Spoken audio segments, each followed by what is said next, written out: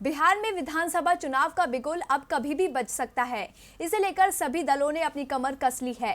जहां महागठबंधन को मजबूत बनाने की कवायद चल रही है, तो वहीं दूसरी तरफ एनडीए टूटता हुआ नजर आ रहा है।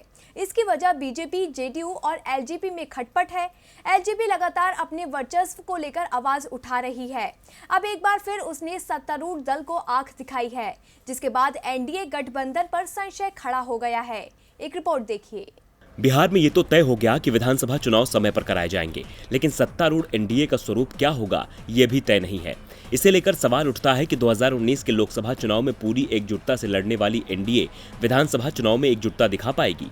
बीजेपी, जेडीयू और एलजेपी साथ साथ चुनाव में उतरेंगे। जहां तक जेडीयू और बीजेपी का सवाल है तो उनके साथ लड़ने में अब कोई संशय नहीं है, लेकिन एलजेपी क्या करेगी ये तय नहीं है। दरअसल एलजेपी के राष्ट्रीय अध्यक्ष चिराग पासवान के तेवर से साफ लगता है कि यदि पार्टी को सम्मानजनक सीट और महत्व नहीं मिलता तो वो कोई दूसरा रास्ता अपनाने से गुरेज नहीं करेंगे।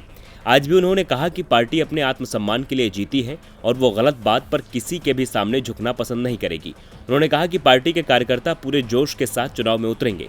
चिराग पासवान का ये बयान साफ संकेत देता है कि अगर बीजेपी और जेडीयू ने सम्मानजनक सीटें नहीं दी तो वो एनडीए से नाता तोड़ सकते हैं।